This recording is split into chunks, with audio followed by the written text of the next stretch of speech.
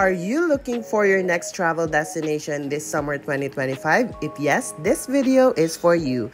Hello friends and hello besties! Here's your ultimate travel guide to 100 Islands in Alaminos, Pangasinan. Going to 100 Islands in Alaminos, Pangasinan will take 3 to 4 hours from Manila depending on the traffic mga bestie. Upon arriving sa Lucap Wharf, which is yung starting point if you're going to have island hopping tour, you need to register sa kanilang tourism office which is located lang din sa Lucap Wharf. Here's the fees for your reference. I-pause nyo na lang mga bestie para makita ninyo. After ninyo bayaran yung mga fees sa tourism office, ito yung bibigay nila sa inyo. Make sure lang guys na huwag nyo siya iwawala the entire trip. So we got the medium boat na good for 9 packs for as low as 2,000 pesos. Sakto na siya mga bestie and also safe na safe siya. In this island hopping, pupuntahan natin yung mga famous island na must visit here sa 100 Islands. Mostly 4 to 7 islands yung pwede mong puntahan. First stop is the Pilgrimage Island kung saan makikita ninyo giant statue of Jesus the Savior na may overlooking view of 100 islands. Second is the Marcos Island. By far, this one is my favorite island but not the name of the island. Dito nyo makikita or macha-challenge yung adventure side ninyo, which is dito nyo makikita yung cliff jumping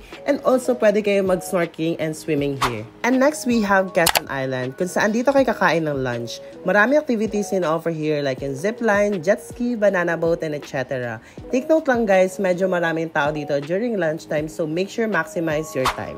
And for our last stop, we have Lopez Island wherein dito kami nag-zipline for as low as 350 pesos. This is my first time trying the zipline and alam kong uulit pa ako next time mga bestie. You know what I love about the 100 Islands tour is that napaka-organized ng tourism office and LGU ng Alaminos, Pangasinan wherein all the tourists are required to bring your trash with you. Walang trash can sa mga island kundi may dala kayong plastic na may 200 pesos deposit na refundable once pagbalik ninyo ng port na itapon nyo ng basura ninyo. So mga bestie, here's our total breakdown na nagastos during our island hopping. Masasabi ko lang standard na kanilang pricing so no problem at all. So bestie, that's it for my ultimate travel guide for 100 Islands tour and hoping na maisama nyo sa bucket list ninyo ngayong summer si 100 Islands. If you want more of this video, kindly follow me on all my social media account. Thank you so much for watching.